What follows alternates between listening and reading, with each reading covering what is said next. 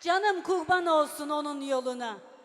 Adı güzel, kendi güzel muhabbet.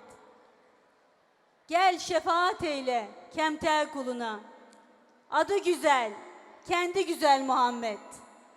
İşte sevgili Habibimizin, sevgili Peygamberimizin doğum haftasındayız.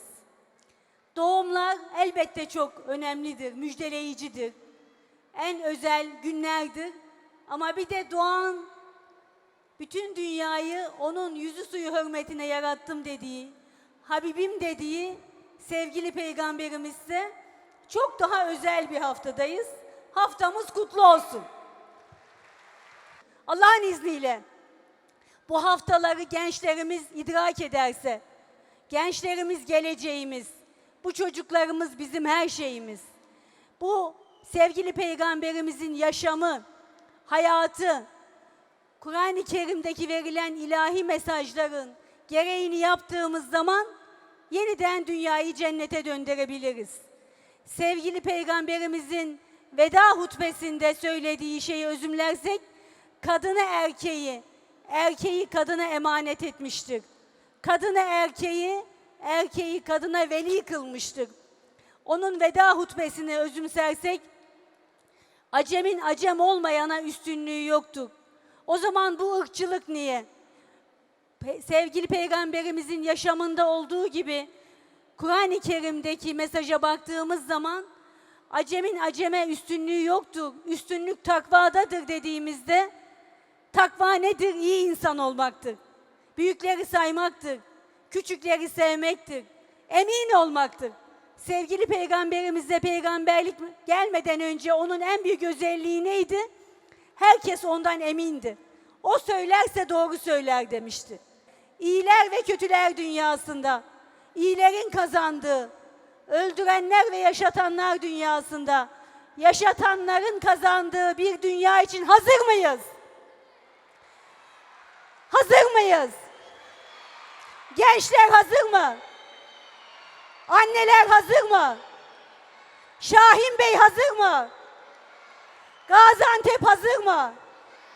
Ya Rabbim, hazır olan bu gönülleri yolunda eyleme dönüştür ve Yüce Mevlam bu dünyayı cennete dönüştür. Cennetinde buluşmayı nasip et diyor. Hepinizi sevgiyle, saygıyla, muhabbetle selamlıyor. Hoş geldiniz, sefalar getirdiniz diyorum. Ellerinden tut yara, döndür yüzümü sana. Tut ellerinden tut yara, beni bırakma bana.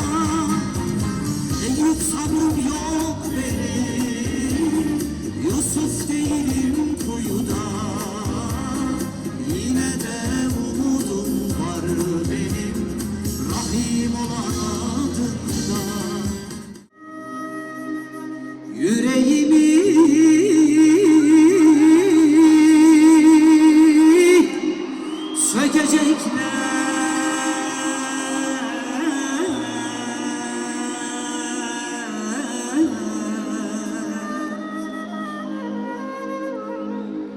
dinsin diye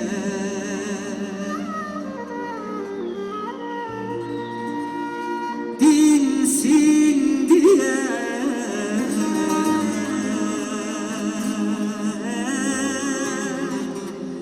tüm öfkeler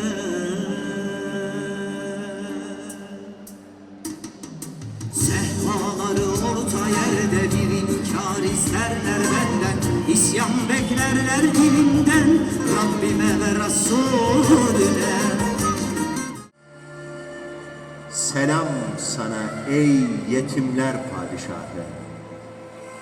Selam sana Ahmedi nefesli yar. Eyyupça selam.